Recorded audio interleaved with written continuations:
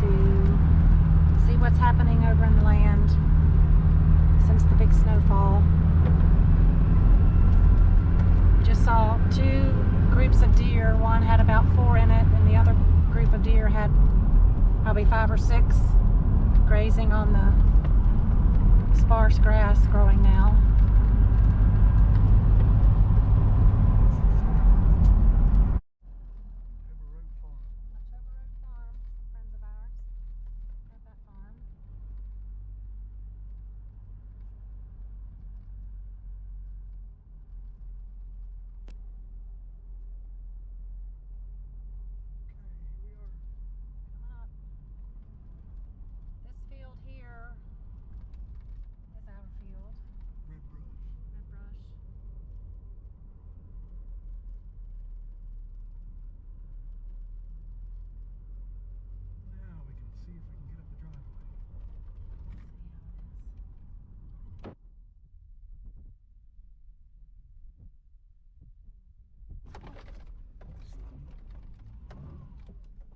Four-wheel drive here.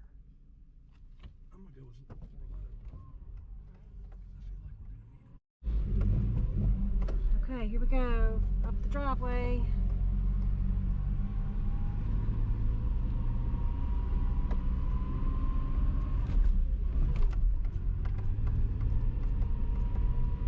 There's our mama bear and 2 baby bears. 2 cubs. Here's our crepe myrtles that are hibernating for the winter. Yeah, we plant 8? 9, I think. 9. We'll do another video on those once the springtime comes and we can see them coming out, blooming. There should be some here. Oh no, here they are up here. Yeah, that's right. A lot of tree limbs down.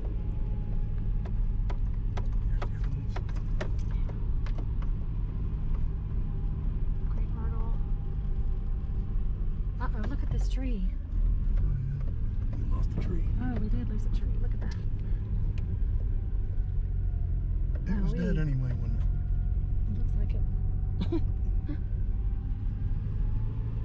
Have to go check our crab apples there and elderberries along there. I think we can just push that tree over into the creek right there. Look at these.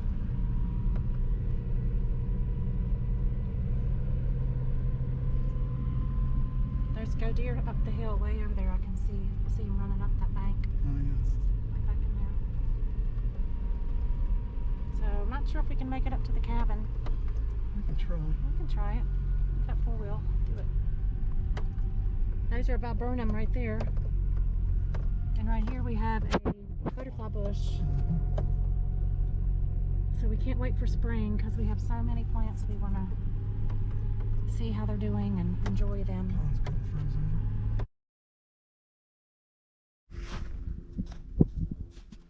Everything looks pretty good. There's the pond. It looks like it's kind of frozen. This little one is frozen for sure.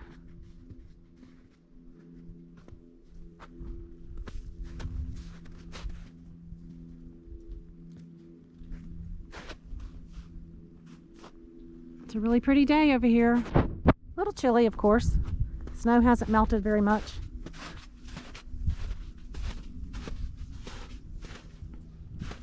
I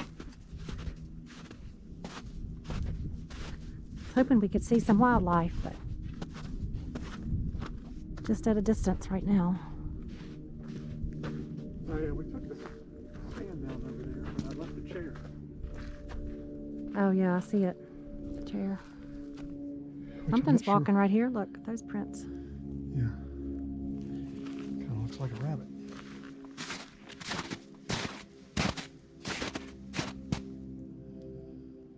Maybe? No. Raccoon, maybe. I believe it's a raccoon. Raccoon.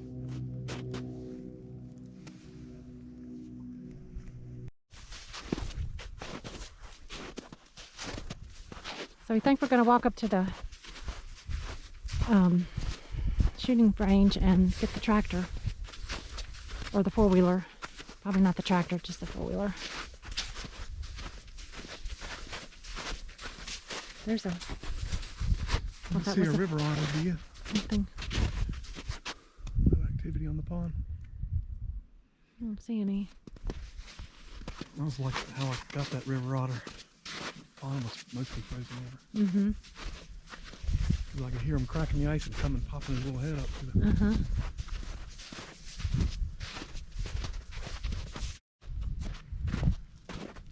So here's our little butterfly bush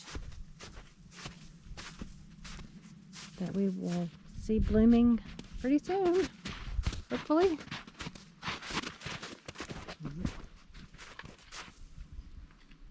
Groovy grape. Granddad's truck. Groovy grape. Look at the viburnum. Yeah.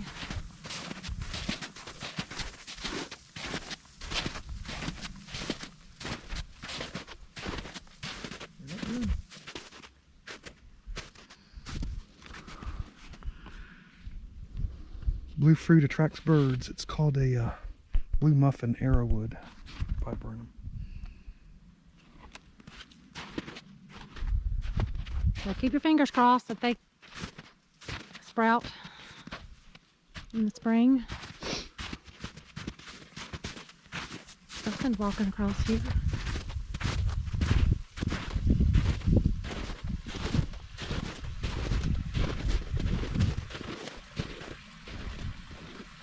Pretty frozen.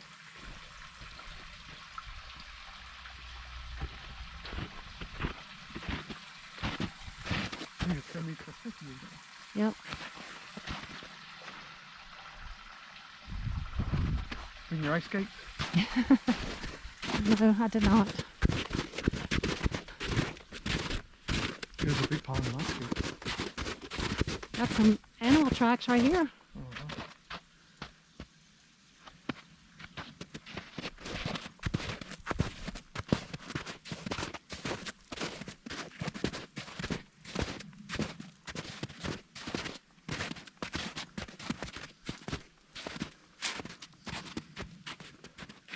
Got some woodpecker I know, I might take that cherry tree down. action right there. That cherry tree's kind of, I think, got rubbed on years ago when we cut this driveway up through here. Mm-hmm. It's It's kind of in the still way. fruited a lot of cherries on it this year, but I bet it's eventually gonna succumb to something. Woodpeckers wouldn't be in it if it was healthy, I guess. Maybe they would.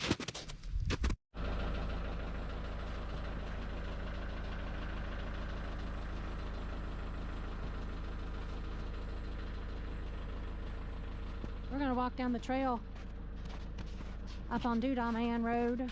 I know. I bet if we look good up See if we can find some sheds. I bet we can find some sheds. Rather muddy though, of course. A lot of deer tracks. This snow being on the ground for, what is it, 8 days now? It was last Sunday, and what's today? Monday. Do you have any pew-pews in case we run up on a bear? I guess Yeah, I got a bears are pew-pew in my sleeping though. pocket. Bears are asleep right now, so we won't they're see any. hibernating. We won't see any of them, hopefully. Have you been up here trying to work on this salt a little bit, maybe? Yeah, No, there's not a block there, but you need to put one used out. to be. I know. You need to put one out. They'll benefit from that.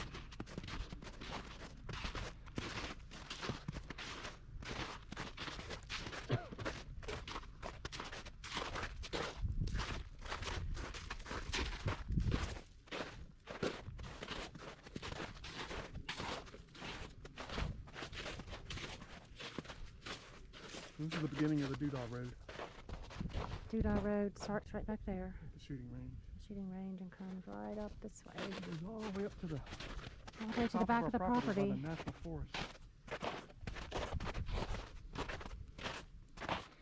Now up here around this bend is where we've always seen some rubs on the trees. So that might be a good place to look for sheds. Yeah.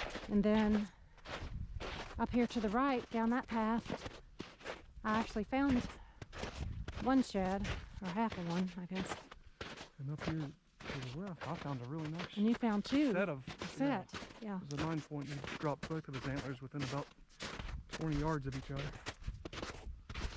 We'll check there today. Okay. And then up here, like you said, where there's tree rubs Yeah. are always found. So this is the side view of the shooting range. It's pretty nice. We need to come up and do some target practice.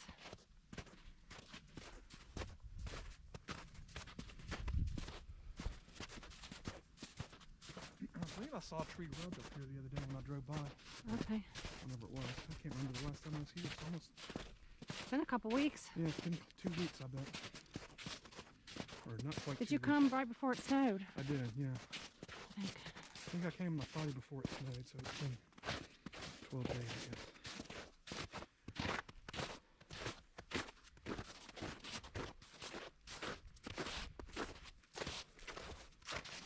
Yeah, this area is always good for rubs. Let's see if we can find it. Of course, the sheds might be covered over with snow. Scrapes. I mean, yeah, Scrapes on the ground, but the rubs we should be able the to see. sheds might be covered up. Is what I mean with the Oh, I snow. know. If the sheds were dropped after the snow, because like I said, it's been on the ground. The snow's been on the ground for 8 days now. So Yeah.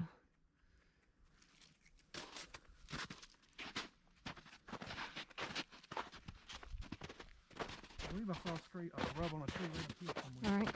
Let's go Your see. eyes open.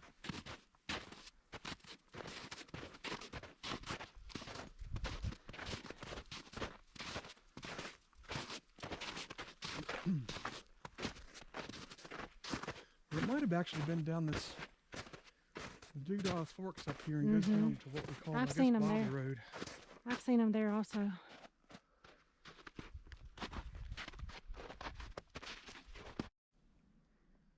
So here's where the road forks.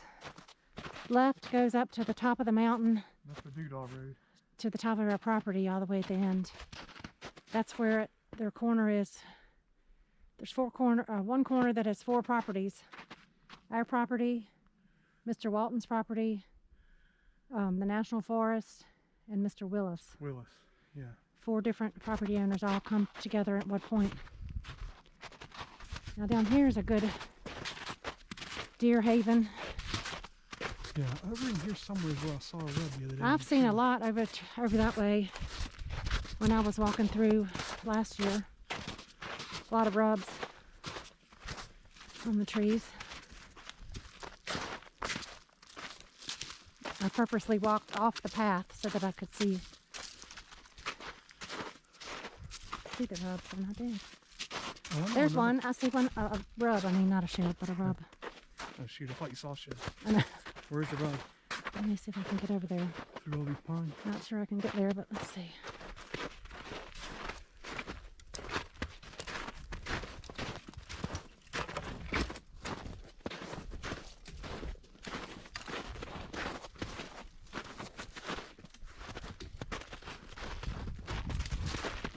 Yeah, right here.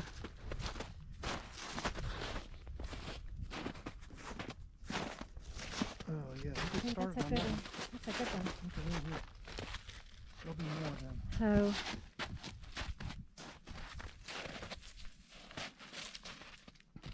that means they're coming this way. We just gotta keep looking and we might find a Yeah. shed rubbed off. Yeah, look for a drop in.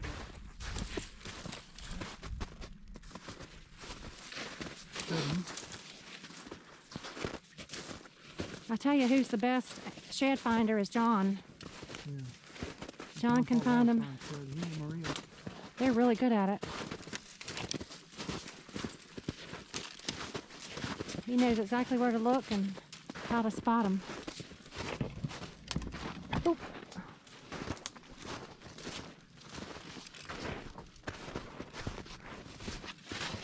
I'm gonna walk on the path, Okay, but you might find sheds. I'm gonna walk over here, yeah.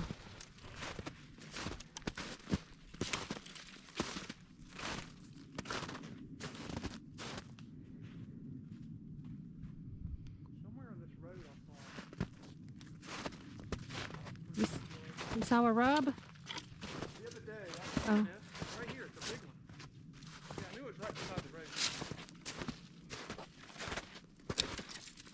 But you probably dug dozens of them around here. You know, you saw that one over there, so there's probably a bunch of those right around there. They're probably by the same buck. Oh yeah, gosh, that's a big one. Nice. Keep looking. That's nice.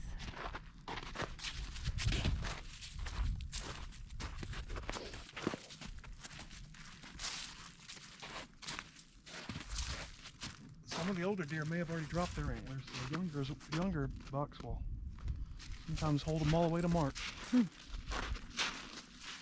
Maybe when all the snow melts, we'll be able to This is a good time to begin looking see at some. mid to late January. We'll come back up once the snow melts. Yeah.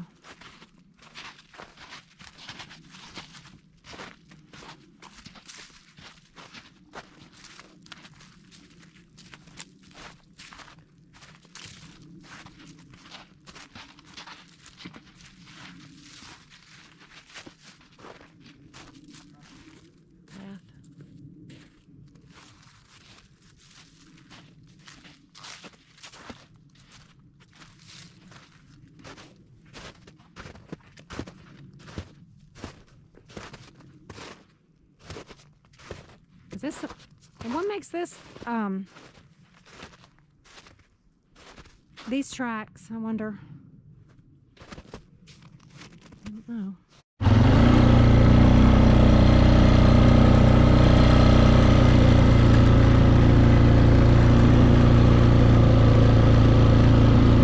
So we decided to come back and get the four-wheeler and go up to the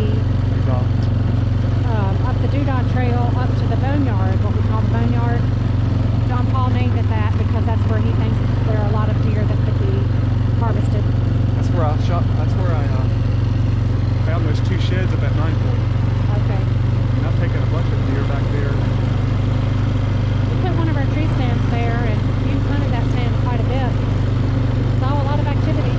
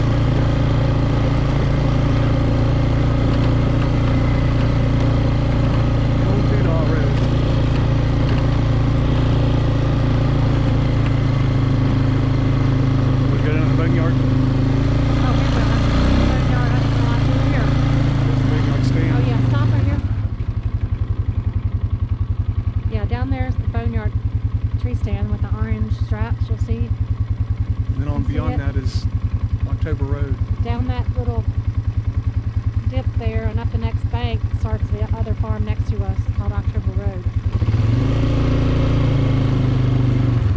Alright. Now, one thing about this four-wheeler is we don't have any brakes. So, y'all hold on. Hold on, here we go. A lot of deer activity down here though, buddy. Hopefully right in front of that camera. Look at all the activity. Yeah, that's salt. Right here, we got a camera right here. Stop and see if we have any, how many pictures we have. We didn't bring any batteries or sticks to change, but we don't have any sticks to change them out, but we'll just see what we got.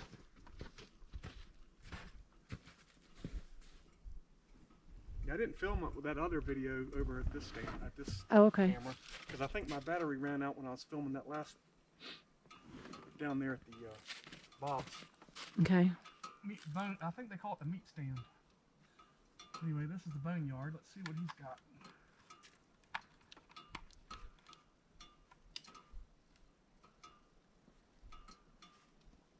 He's got about a half a battery. That's good. 95 pictures. Wow, that's good. Yeah. I'll just leave it going.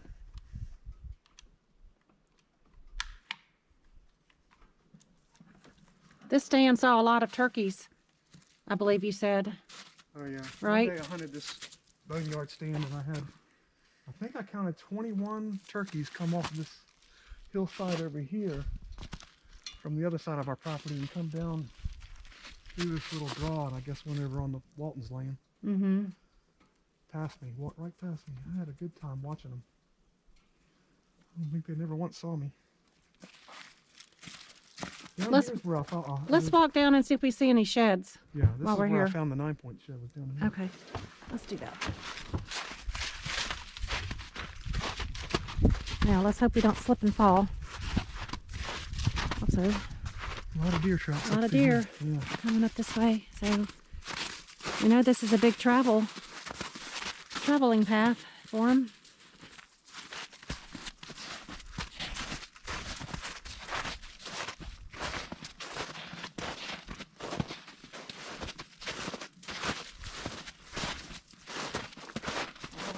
Here somewhere is where I found their first shed. Okay. This is I think the one spot where I had the most pictures of that 9-point. Yeah.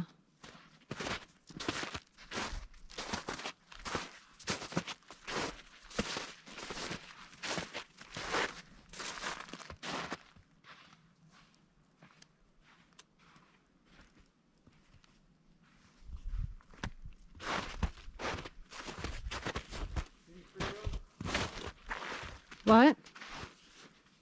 Somewhere up in there, over there, I did see a tree rub the other day when I was Oh, here, but I can't tree remember rub. exactly where. I haven't seen any yet, but I'm looking.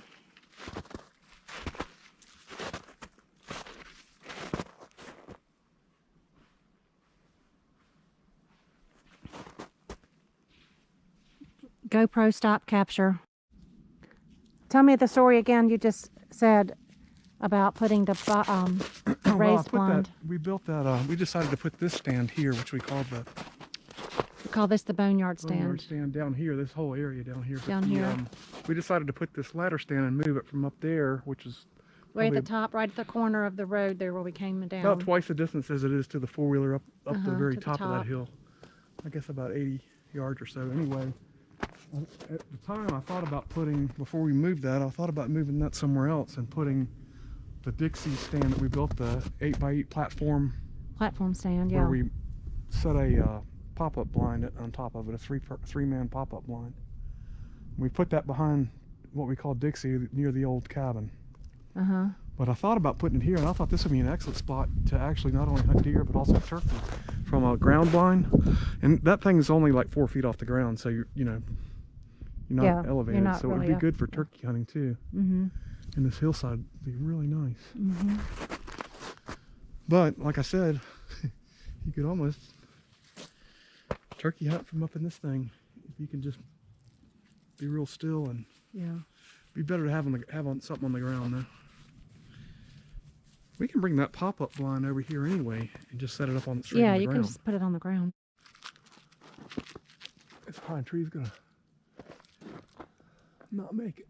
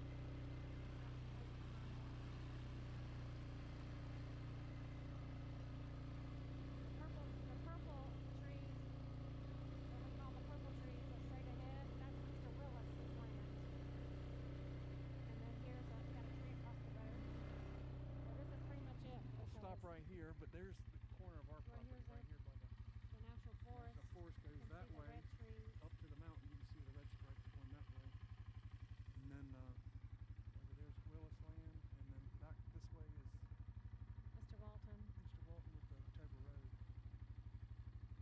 So we have to turn around here because this is where we end. Back up. GoPro stop capture.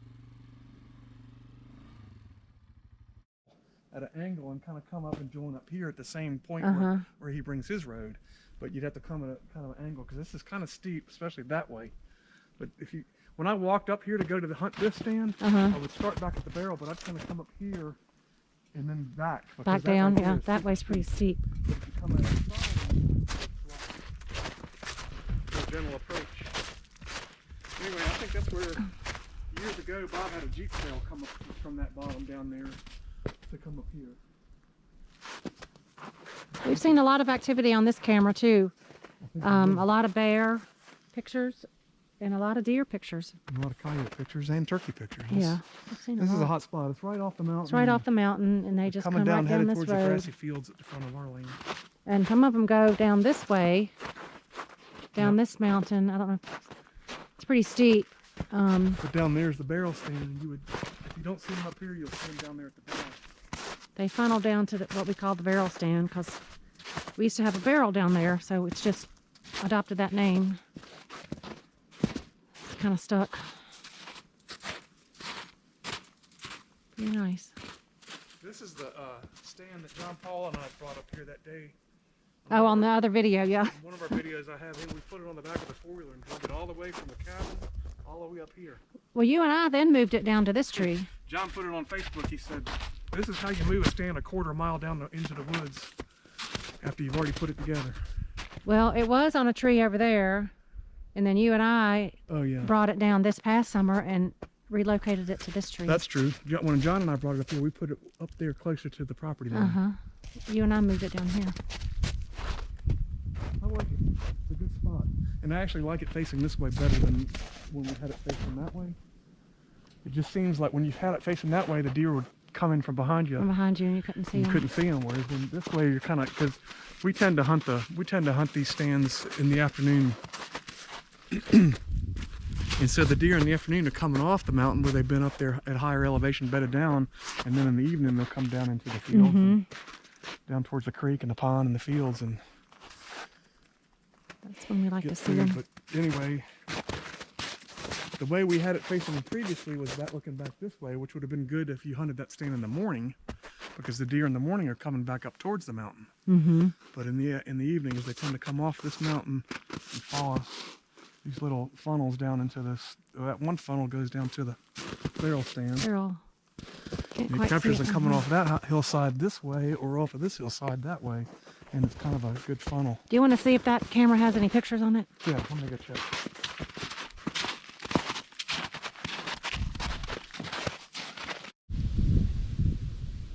Way over there are some deer. I think I counted 7. There goes more. Yeah, that's them. Big group of them. See them all? Wow. That might have been more than 7 anyway. They came from over by the pond. They like that front field. Yeah. Well, the snow's off those grasses and they can browse on it. There goes. Okay, good. All right, so here's the last run of the day. It's getting late, getting cold. So we're going to hit the last 3 trail cameras and put out a little corn for the deer. I hit the front field earlier. I didn't have the camera on. I went down Lisa Lane. Made the loop up the Doodah where we filmed earlier today. Now we're going to go up to the, well, there's a camera here behind the cabin. And then there's another one in the upper food plot field. We'll go up there and see.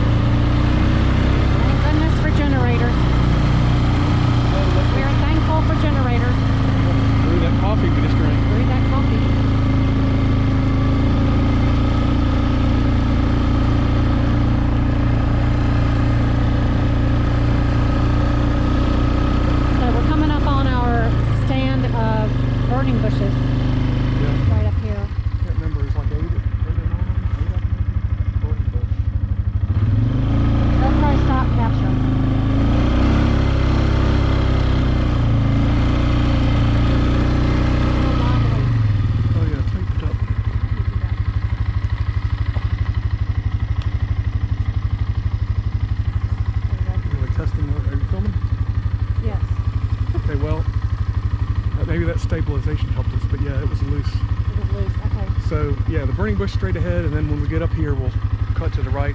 Let's see the fruit trees. Fruit trees, but also we got to stop at a camera that's up here. Okay.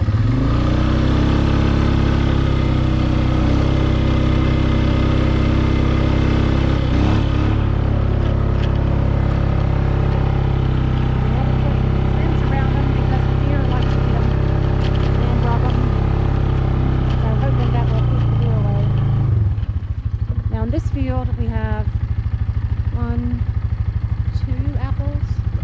Let's see, apples are 1, 2, 3. 3 apples and the 3 rest. apples, and then in the center there, that's a pear, flowering pear.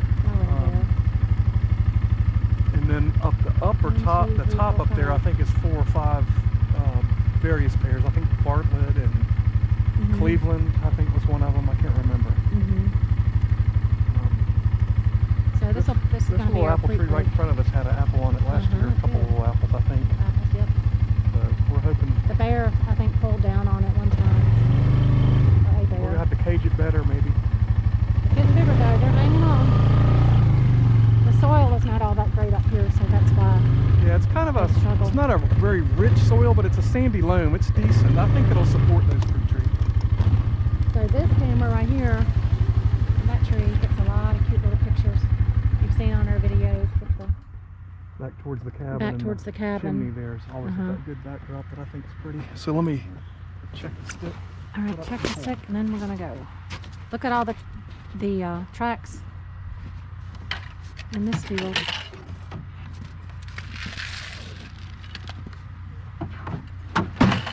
I like this point. Deer probably having a hard time finding food right now. We've had this snow on the ground for 8 days now. Yeah. Tomorrow will be none. Yeah. Yeah, so it's harder for them to find their food. We're gonna look at how that corn just rolls when it hits that frozen snow. It just rolls on it. Watch. Really spread it out far. It's still rolling. There you go. If we come over here in about 3 days, that corn will all be gone. Oh, shit, you come up here tomorrow morning, that corn will probably all be gone. We like to take care of our deer population. They take care of us. Yeah. We had several good venison meals lately. We had barbecue for one thing, and then we had some. And we had some We had soup. a meatloaf one day. We had a meatloaf. We had some vegetables, beef soup. We had some bacon wrapped tenderloins, which are my favorite.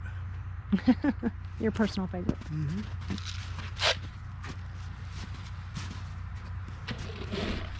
Can you see the Dixie stand over there? I'll pull up a little bit and you can probably see it. Oh yeah, through the trees. I can see it through the trees. Stand, the pop-up blind's not there, but the platform that we built this past summer. That's a nice little area too. The deer like that little field.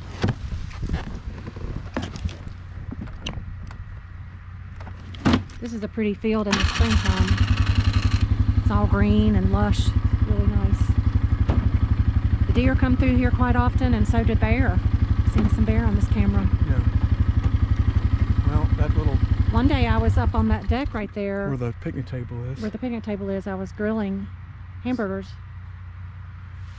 And unbeknownst to me, a bear was walking right up the road right there. He was probably 20 yards away. Yeah, he was right on top of you, wasn't he? Walked right up on me. I didn't even see it. The dogs were right behind me. They didn't see him. Thank goodness. He just kept on walking until he did see me, and he took off running up the hill. Brad and my brother Ben were down the driveway cutting up logs, so they couldn't have heard me if I screamed anyway. Yeah, but I know this, when I came back to check on you, and we came up here to eat our hamburgers, you were up here still grilling the hamburgers, but you had a rifle on your shoulder, and I said, what in the world? Maybe she's shooting at a groundhog or something. And she said, no, I saw a bear. Had a visitor. She wanted a little bit of needed a little protection. Yeah. All right, let's go to the move next on. stop. Hold on.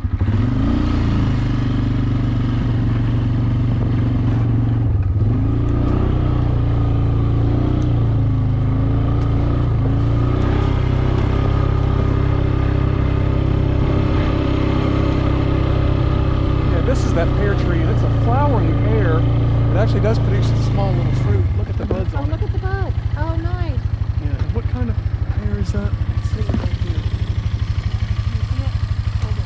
Oh, It's called a Cleveland. what is it? Cleveland Select Pear. I think. Cleveland. So that's not, that's Oh. Cleveland. So Clevelands don't produce big fruit, but these guys up here do. I think we have 4 or 5 of them. Let's go circle up by them real quick. See if they're budding. Maybe. Oh.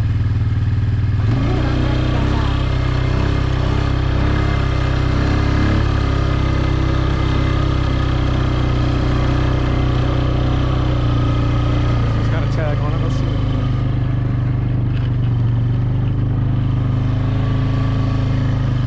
I know there's several different varieties. Yeah, this has got buds on it too. What's that one called?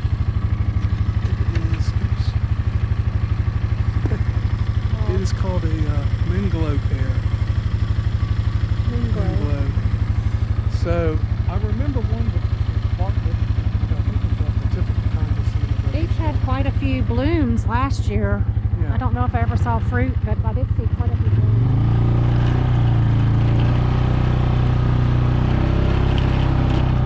This one's got some buds. Yeah, it's got buds. And I don't know what variety that is. The tag's missing. They all look a little skimpy, but maybe they'll come on. But it gets warmer. Look at that sunset going, or starting. Yeah, That that's sky. that. Well, of course, our property backs the Nutters Mountain, which is behind us now. But in front of us now, the big mountain, that's called Potts Mountain. And if you go to the top of this Route 311 and take it to the top up there, it comes out at Paint. One more pear tree. It's pretty. Okay. Now right up here was a Yeah, there is a tree. right here on the right. Oh yeah, I see it. Barely hanging on, but it is. Down here, I think we have a total of 3 of them. They are Oh, hanging here it on. is, straight ahead. But the one that seems to be doing the best is right here. Like pines there. You know, mulch or something. Yeah, it's doing good. Now those don't get very big. They get 5 to 6 feet tall. They're so They're slow. shrubs. Very slow growing. They make something that the deer and turkey like. All right, turn around and let's keep going. This is Oh, an wait, apple there's an tree. apple tree. I can't remember what variety. Oh, Macintosh. This is Macintosh. Nice. Be nice to have some of those apples. I thought Steve Jobs making Macintosh.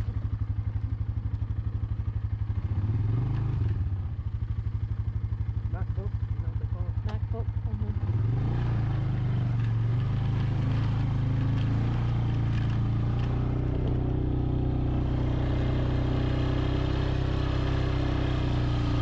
I'm going down there. There's a camera down there. Yeah, we're not going down there. But I'm not going to go down there and check it right now. That's really steep right there. Here, I'll show you. Oh, don't go. Oh, don't get too close. Okay, let's go up to the upper food plot. Yeah, coming up this draw would be, yeah, we could probably do it, but we No, got 4-wheel let's drive. not. No. Let's not try it. We'll do that on a dry day. Really rocky and steep. And slick. All right, now we're going up the, so this field, I don't know what we call this field. That Dixie stand is down over there. We just call this Kind of see the the frame. upper field, and this is the upper food plot. Upper field, orchard field, I guess you could call What it. is it called? The orchard. Let's start calling it the orchard. Up here is called the upper food plot field. This orchard.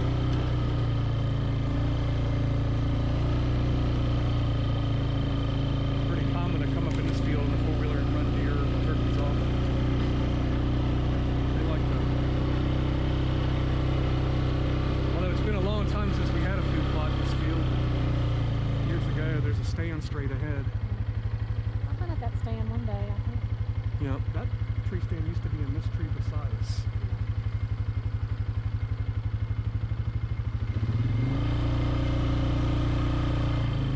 It's interesting, you look up in this tree beside us and see the mark on the tree there, which to may or may not have led to the demise of this tree, which as you can see is dying. But if you look closely where I'm pointing, you can see where the strap that held on this tree stand was on the tree.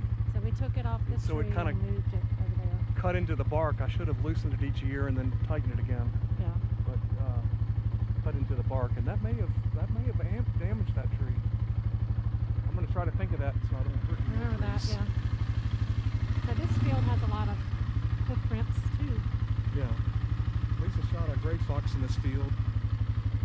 Jason shot a buck in this field that's in our basement, a little 4-point, long tines and high brow tines. Yeah. But it was a 4-point, and he shot it with Granddad's muzzleloader. Huh. And then he shot a fox in this field. I'm trying to remember if I ever shot anything in this field. I'm not sure that I did. It's a good one though. It's a good little field. We cut this when we bought the property.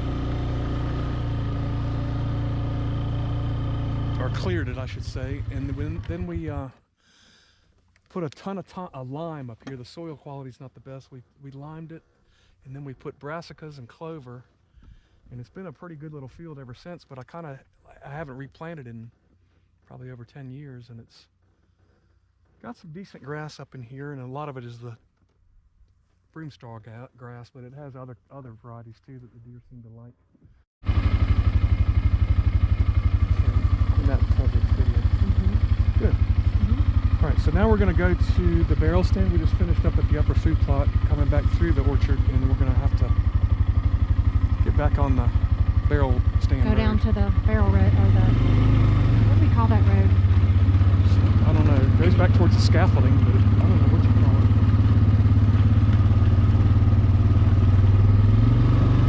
I don't know if it ever had. I don't think we ever had a name for it. Can't wait to see our burning bushes in the spring.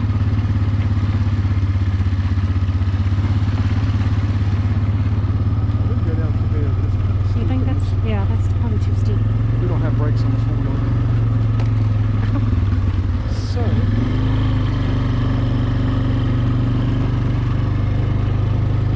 down this way instead. Now you can see the Dixie stand better. Yeah, there's the Dixie stand. It's right down there. Straight across. This used to be an old cabin right here that one of our videos is the night we burned old Dixie down. Yeah, Dixie stood right there. You Dixie can kind of was see the right there along remnants the of the creek. foundation. There's a creek that runs right there. So that's why we call that stand Dixie.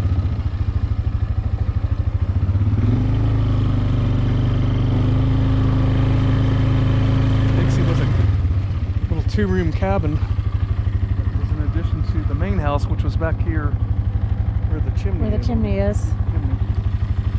Okay. Yeah, like the chimney.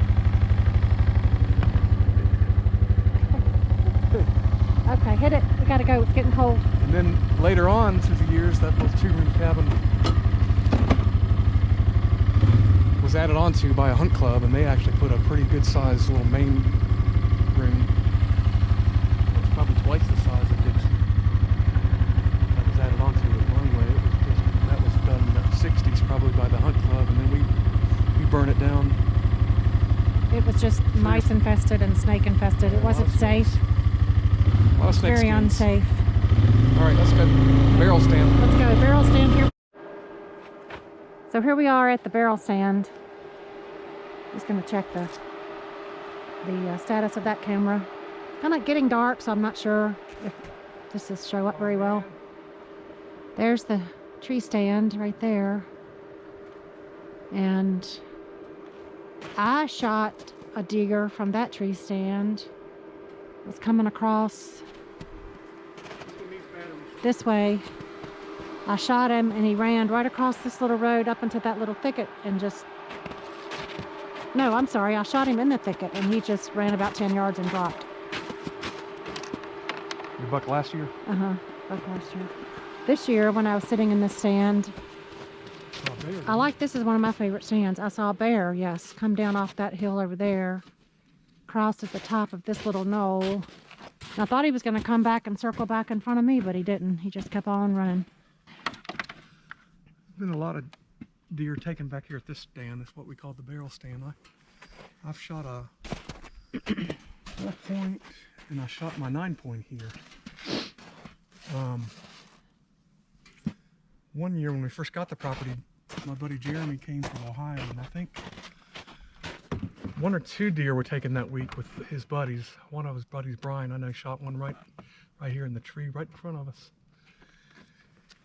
It was bow season. We shot a bunch that week. And I shot one with a bow, but I didn't make a very good shot because we never could find it. We just saw a little bit of blood and never could follow it on the trail, so it wasn't a very good shot. The batteries are really weak. I'm gonna go ahead and change them. Okay.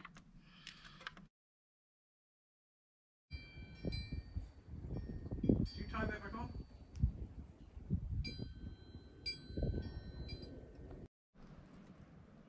Well, here we are back at the land for the first time in probably a month. This is February the 12th, and all the snow's gone. It's a little chilly today, but not too bad. A little windy. We're supposed to get some more snow showers tonight.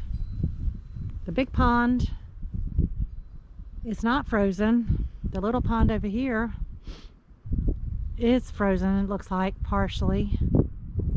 So we're going to walk around and see what we see. Maybe we can spot some sheds and see what's what.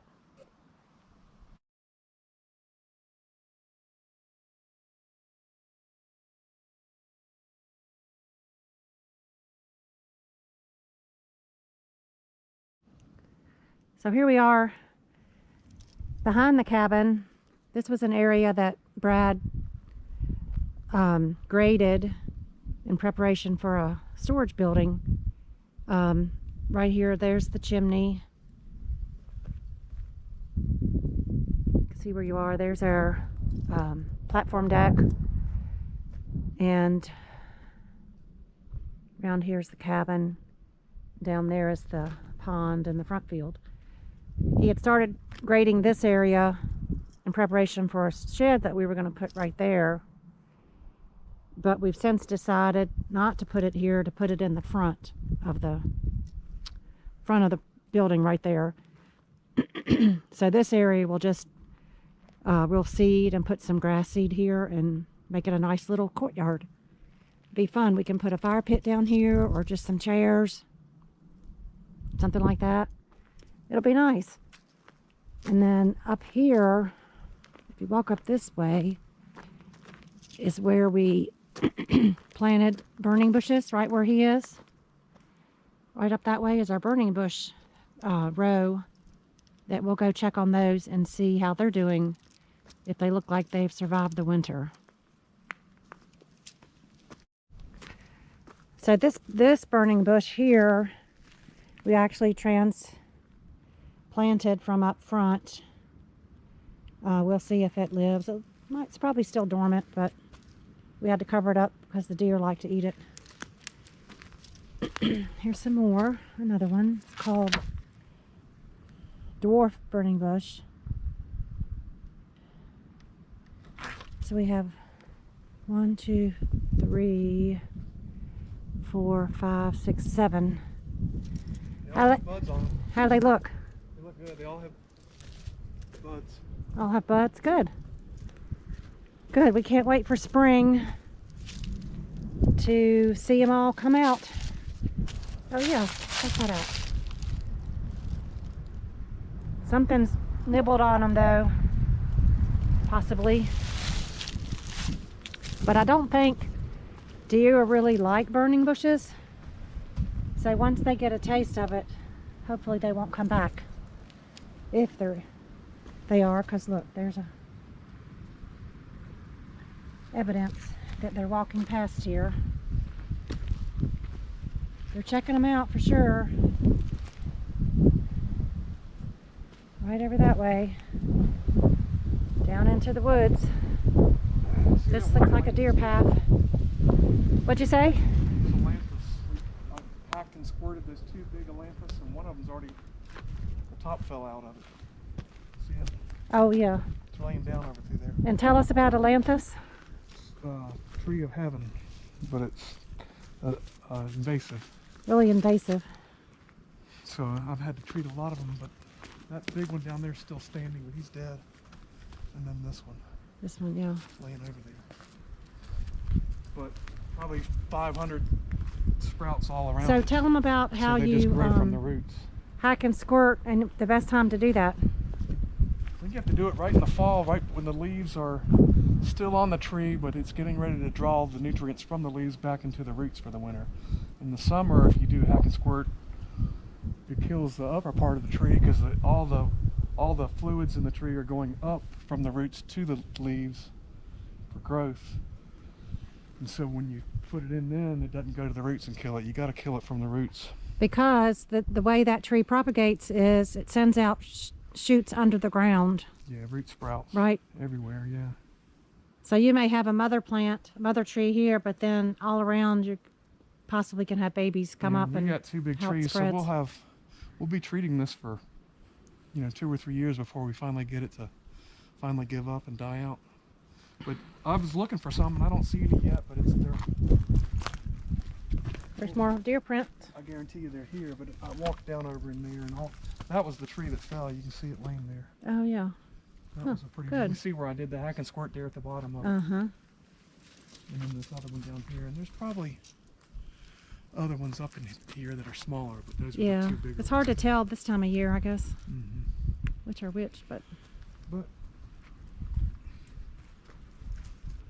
we'll stay on top of it. And this was one of the major growths, and then there's one set of 2 or 3 pretty good sized trees down there by the blacktop mm-hmm. at the front of the property. Yep. And then I think I took down that great big one over here. It's probably still standing. We can go over there and walk and look. It's near that big maple tree that fell in the creek and split down the middle of the creek, remember? Oh yeah. The Okay. giant maple. And that's Anyway, pretty. very close to it is also a ailanthus that I treated.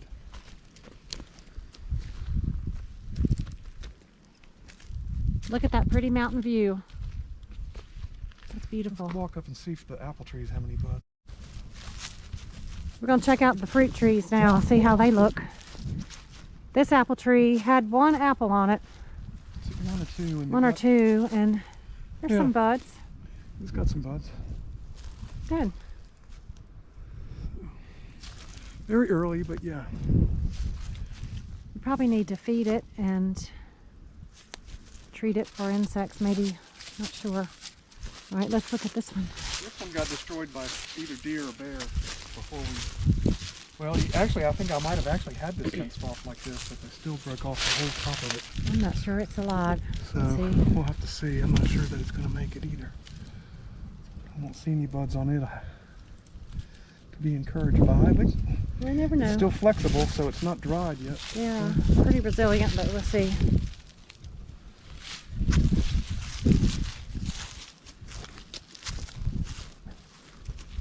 This one is a flowering pear. Small, very small pear fruit on it. But it's not a Bradford pear, which is actually more invasive. But this is a Cleveland, I think it's called. Yeah, Cleveland Select. It looks good. And it's got buds.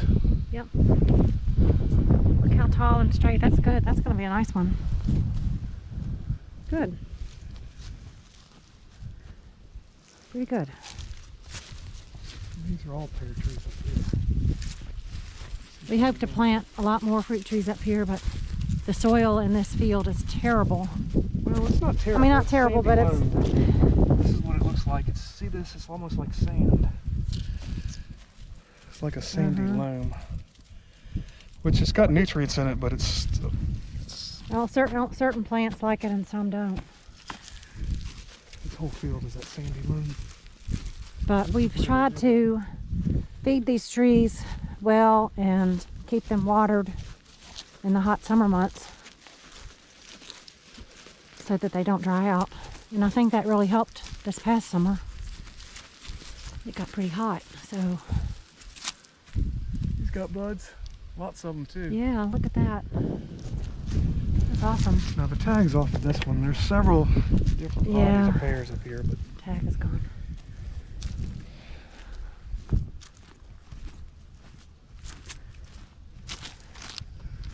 buds on that one too. That's also a pair. Or maybe it says right Does it there. say what it's Yeah, called? it does. Moonglow. Pair, Moonglow number 5. Mm-hmm. Good. Good, good. This one's got buds. He's alive. Yeah. It's also a pair, and I also don't see a tag. Oh, Better wait, where's watch. one down? But don't do that. There's not a snake in there. I know, but it could be a bee or a black widow spider. No, but it's dormant. So I've I seen see black the widows tag. come out of there, hon. Oh shoot, fell apart. Yeah. Well, that tag might not have said what it was anyway. That Yeah, might have that's just said something. fruit tree or something at the base. I don't know. We should have marked them better, but this is also a pair, and I don't know what kind it is either.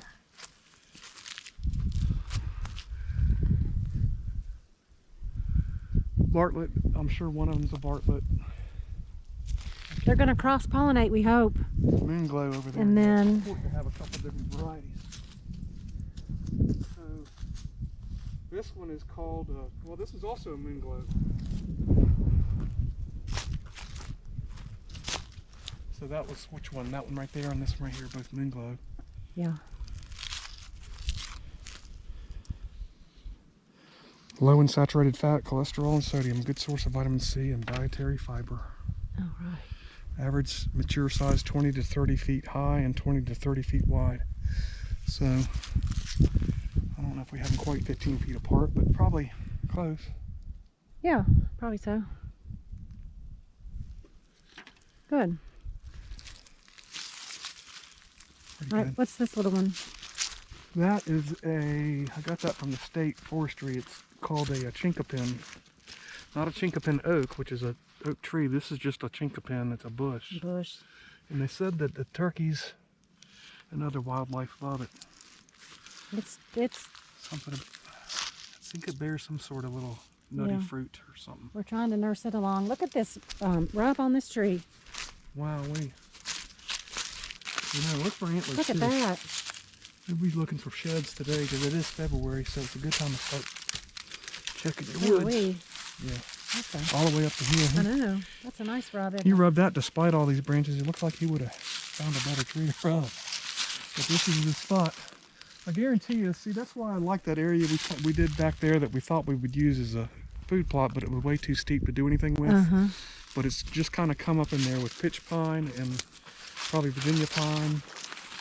This is Virginia pine here, but I think back there you have some longer needle stuff that's called pitch. Uh-huh. And then we tried to plant some loblolly pitch. At the same time I ordered some of these chinkapins. I ordered, I think, a dozen of those loblollies, and Yeah. I'm not sure if there's any We'll have to survivors. walk up there and see. We haven't walked up in that field for a long It's been time. a long time, and I bet you there's rubs on those trees for Mhm. sure. Because that's like, that's like a little haven for them. Yeah. If you got cover this time of year when all the other trees have lost their leaves, they love these little Little young pine pine groves. trees. Yeah, This is pine like a little pine grove that. provide cover for them. Uh-huh. They lay or stand in here all day and never be seen by anything or anybody. And they're close to the food and water source. They don't have to go far. It's not a big rub, but something's definitely thought about rubbing that great big giant pine. Yeah, that branch right there is definitely rubbed on. Yeah. Maybe we'll find a shed. He was saying this big oak right here. Tell him about that. So I've seen, like through the years, I've just seen a lot of these pine trees rubbed by bucks, and I just feel like they're protecting this little spot because it's got this, even though it's a pine grove and it's steep here, it's got this really nice white oak that drops a lot of acorns on, on a good year. Yeah. Wow. You can tell this is a path Yeah, that they walk on. yeah, you sure can. You can see a trail. But this is a pretty nice oak.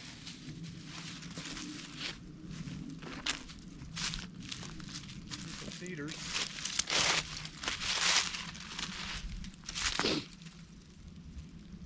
get a little bigger. I know they like to rub those cedars with rain. But I think down here, let's look. I think down here I did see a Okay. bottom by the road.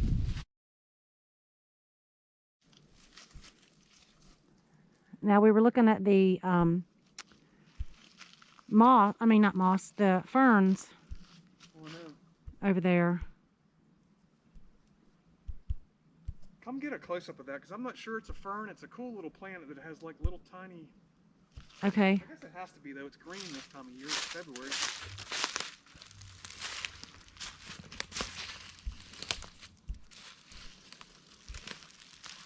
Right here, the creek goes in the ground. This is the big tree you were saying fell. Look how Oh, cool yeah, that looks. Yeah, that's a big maple tree that fell right in the creek's kind of running right down through the middle of it now. But I think that's because it maybe part of the creek goes underground right through here somewhere. It comes out right down there.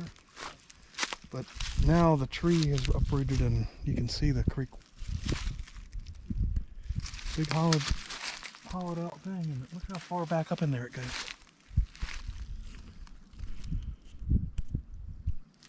Look at how far it reached all the way over to the bank over there. Wow. Way up there, see? Way up there. And then way this way. Look at that root ball. So you see that tree that's dying over there with the white?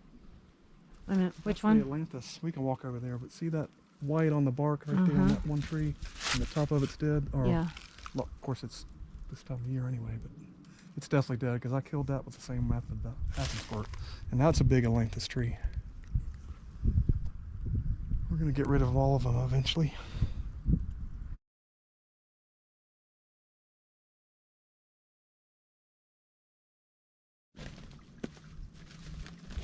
We have a whole little bed of this kind of, it's a type of fern, we think. We gotta identify it and see, but it sure is pretty. The creek running through it. Through the tree. It's so cool to walk around the woods in the wintertime when everything's died down and you can actually see what's here that you can't see in the summertime when it's all greened up. So neat. It'd be something to look up in that hollowed out stump and see a couple little bear cub eyes looking back at you. No. That wouldn't be cool at all. That would not be cool at all. Where am I? Or a fox. I would see a fox. I mean, I yeah. could see a fox in there. But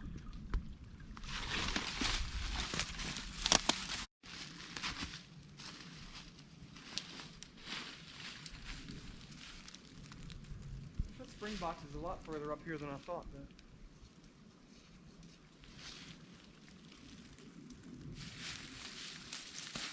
Let's go up this way. It looks like that comes this way.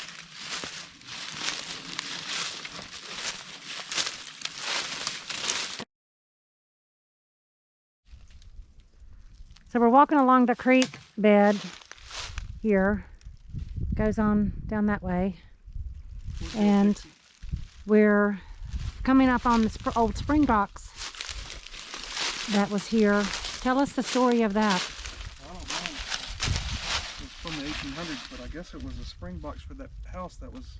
For the old cabin, what used to be Dixie, or before Dixie, up near the Dixie chimney. was built in 1913, but the main house was probably built, I guess, the latter part of the 1800s. Uh-huh. This was what their water source was. So they built a box here, and you can see, and there's a pipe coming out of it. You see the pipe? Yeah. So that was, the water would fill up, I guess, from that spring. You see it coming out of the ground back here, and of course it's just loaded with iron, and this water all up here is, but anyway, that just joins up and goes into the creek. You had some water here, but I guess this is, we can lift this lid off. I can probably show you. No, we can't lift that It's lid. just a cover. Okay. Yes, you can. Ooh, some frogs in there. Look at See those the frogs. spring box film down in there. See the... Yeah. Okay, don't. That's a heavy rock right I there. know. I wonder what they had to pay for that piece of stone when they built their box. have for a cover Yeah. like that. But see, they never had to worry about it. They put the cover on it, left it. And then they would come back here, and they probably had a way to draw the water out of that through that pipe. And I don't know whether it was an actual hand pump back here or whether they just had a valve. I don't know. I really don't know. It's interesting. Look how red that water is. But I guess they just filled up containers and then walked them back up through the woods here. Well, it wasn't woods then. This was probably all cleared, and they had animals. And the house was up there and a barn was up there, so they probably Somehow they carried it back up there. just carried it and came back when they needed more. Pretty cool, huh? Pretty cool. So we can walk on back through here. There's some pretty big rocks right here that form this little part of the creek, and I've always thought this Look is how really pretty that is up on that hill. Yeah, so that entire hillside gets covered with, like I said, that's that certain kind of fern. And in the summer, it's really lush looking. It looks kind of neat. That whole hillside there. Always thought it'd be good to try a tree stand over in here. Maybe bring the climber over in here, but I also thought that this would be an area that they kind of would bed down in, perhaps, and so I would think about jumping them out when you walked in to get in your stand.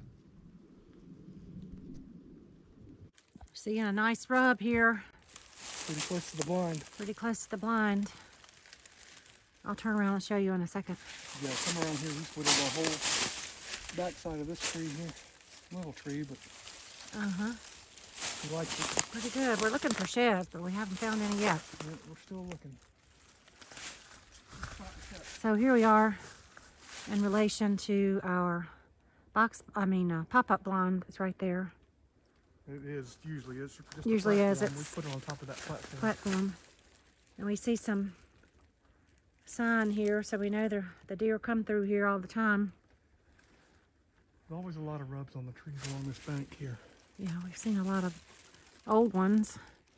And then, of course, this fresh one this year. Pretty cool. Yeah.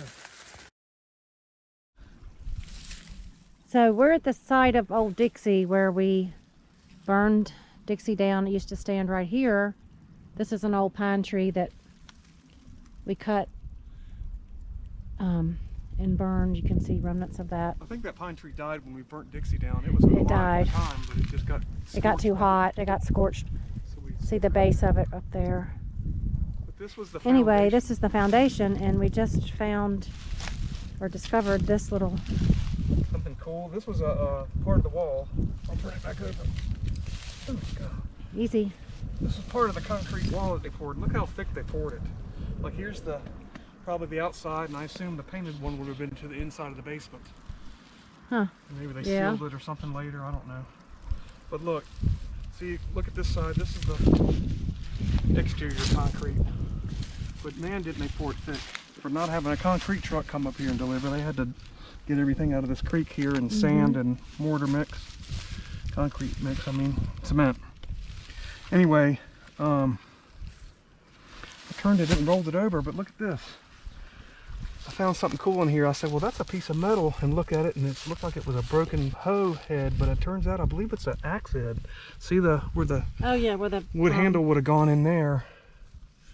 And it got mixed in the concrete. It got mixed in the concrete, or either they just threw, maybe it had broken and they knew it was worthless, so they were probably throwing any pieces of steel in there to beef up the concrete. They didn't have rebar, which is another reason they may have poured it so quick. They didn't have rebar. But I did notice they used this. And like I said, I think we had dates on this being constructed in March of 1913.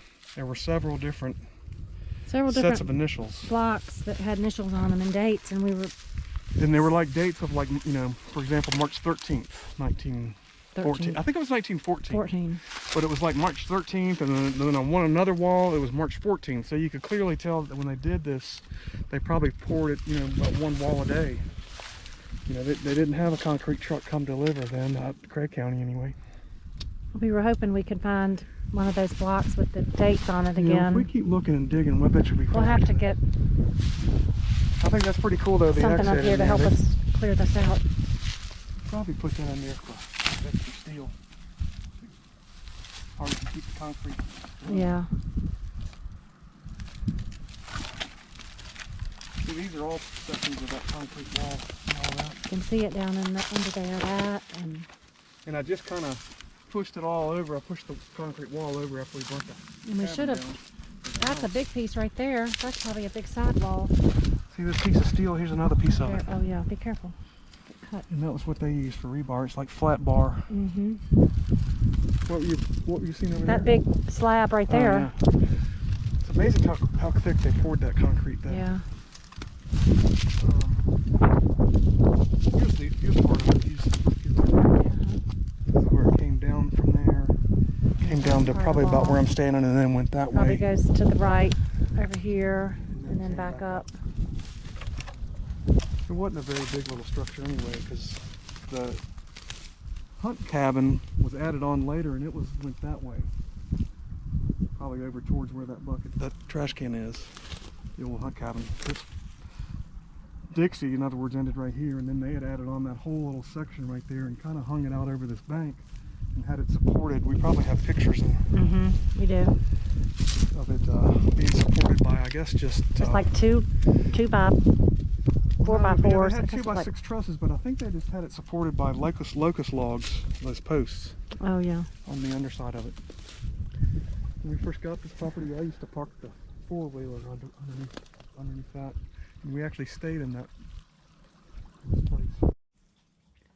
So we're at the pond. Gonna ride around and check the cameras on the trail cams, but we thought we'd stop at the pond and check the what do you call this? Well, it's just pretty full now. Yeah, this is the spillover. Spillover, and the pond is really at full. You can see that along the edge how it's really, the water level is way up. So we just wanted to double check and make sure there's no chance of it overflowing. So I wanted to raise the level of this pond, and I did, I guess, from where it used to lie. It used to enter at the very bottom of this culvert pipe, which is just built into the bank, and then travels down to the other side of that pine tree, or about even with that pine tree, and then goes into the creek. But as you can see, this is always wet down here below the dam, so some water always is going to come. It always seeps through your dam.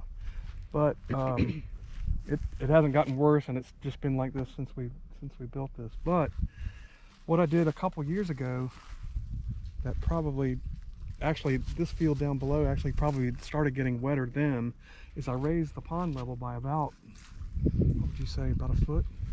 Well, this is a 15-inch pipe, so if it used to enter at the very bottom of this, and at the time when I did this, I actually went underneath the pipe and kind of bent it up as high as I could get it to go, and put several rocks underneath there, and kind of got it even that much higher. And then all I did was put a cap on the end of it, capped it off, but instead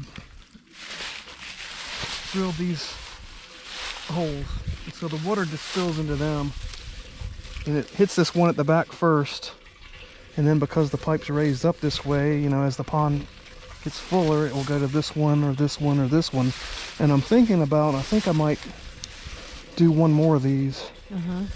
Ultimately, well, that's not close to even spilling over them. No, we're in good shape now, but we were now to get like a really, lot of rain. Of course, it's February and it's not going to happen now, but we'll get it. And this is all snow runoff, I guess, after our snowstorm we had about a month ago. It took it forever to slowly melt, but it's just a lot of water in the ground right now.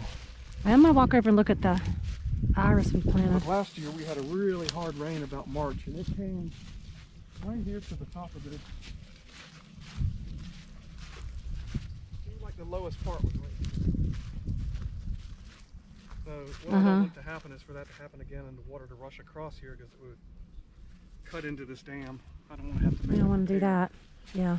I don't want to fix that. So if we can, I'm thinking it wouldn't hurt to drill one more hole, and I certainly have room to do that. Oh yeah. Just get the whole side. Anyway, it's worked pretty good for a couple of years after I raised it, but that really helped because the way that pipe had been laid into this dam, we it was kind of a steep Yeah. steep bank to drop to the pond, but by raising it up a foot, you know, you're that much closer to the water and it's easier to fish. So pretty. It's so pretty right It's easier now. to fish now than it used to be.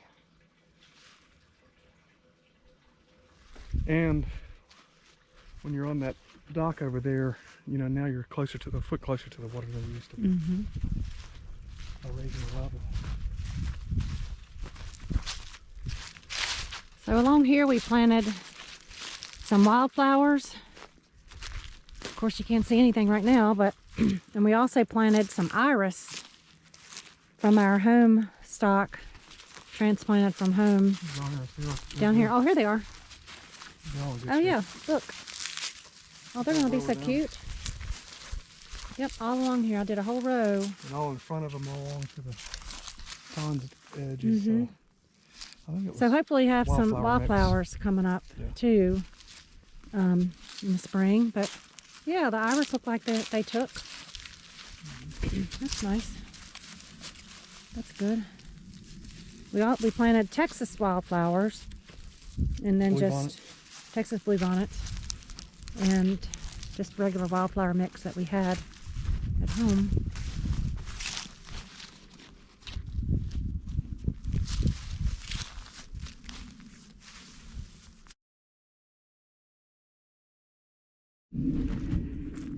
So we thought we'd go up in the box blind here and close it up, close down the windows with the plywood inside. Yeah, we didn't do this right after hunting season. I know. We're a little late, but better late than never.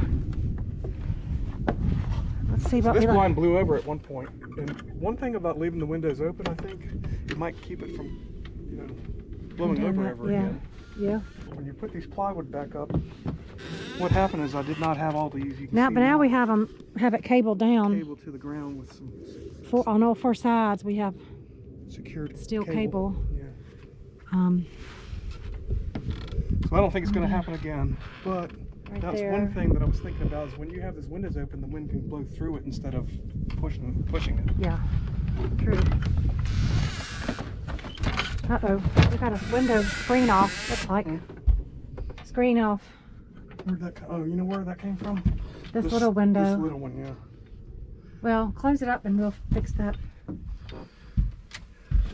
Isn't this a cool view? Look at this wonderful view. So this is a prime hunting spot right here. The deer and the doe and all the animals love this field. They filter out of this upper field, right, Lisa? Is that where you saw most of yours come? And then down through here? They come actually from all directions. This way. I guess they cross the road and then they come up right The corner of our property. there and come up this way right in front of you. Over to here, because they eat all this right around, hang around here. They go down to that green space right there, walk over to the pond over there. There's a big group of oak trees down there. I would think that they would hang out down We there. have a camera right down there, so we see a lot on our trail camera. Mm-hmm. There were a few that came from up there, but mostly what I saw, they came from my right over here. And the oak trees are right across that little creek. Oh no, I'm sorry, they're right there is the oak trees. And so they like hanging out under the oak. Yeah, and also down there where the bear, you can see the black. Where the bear silhouettes are. There's a bunch of little oaks through there. Oaks down there, yeah. So when they're dropping acorns, they like to go there. But you're right, I think they do cross the road. I think they cross the road and come up this way. But I've had them come in everywhere. I had one come in and I had it walk right up. I mean, it was like a group of 4 or 5 of them, but they came right about where the 4-wheeler is down there and walked right underneath me. Yeah. And I couldn't do anything but sit still until I got out here in front of them. Yeah. It was 4 or 5 days. So we have this screen door mesh on the windows to keep Trying to hold it up, but yeah. hidden.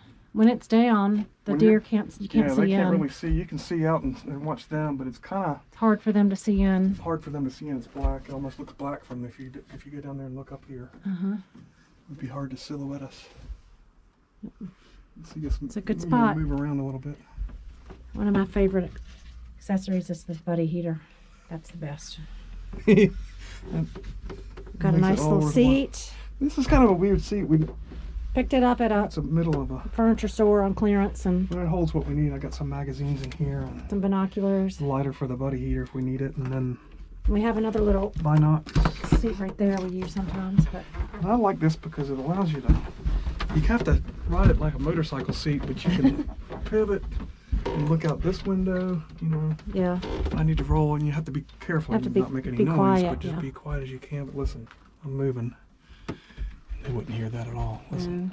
There's one place in the floor Anyway. that creaks, but Anyway, if you had to, you'd get over this window, and I've completely pivoted this seat around all the way, like from where I was a second ago. So it's possible. I put big casters on the bottom of this, but we did. yeah, it's nice. Very nice. Cold snack holder. Yep, put your water bottle right there. Yep. Nice.